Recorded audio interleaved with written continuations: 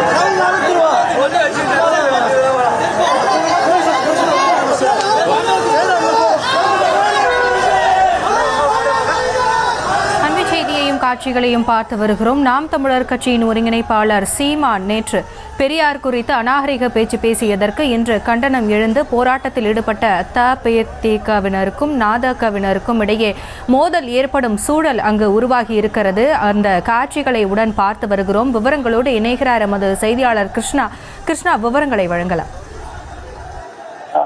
புதுச்சேரியில் தந்தை பெரியார் திராவிட கழகத்தின் சார்பில் நாம் தமிழர் கட்சியின் ஒருங்கிணைப்பாளர் சீமானை கண்டித்து இந்த போராட்டமானது நடக்க தொடங்கியது.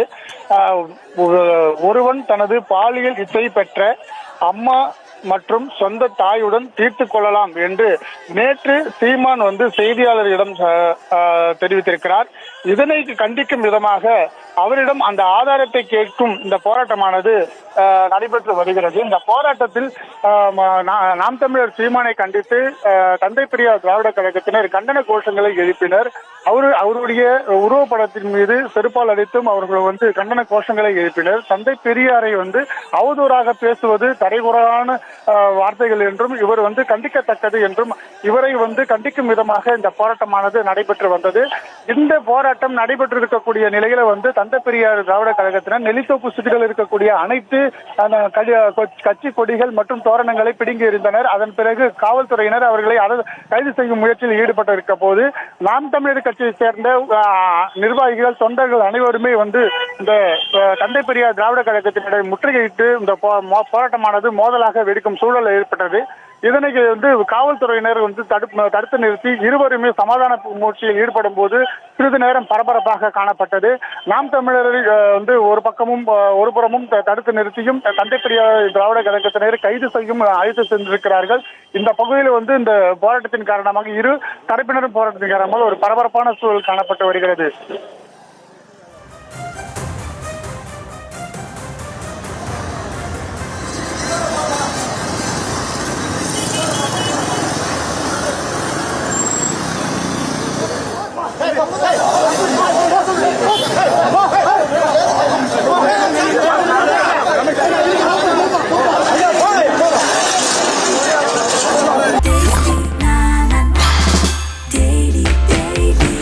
Taste Daily. Taste the Daily.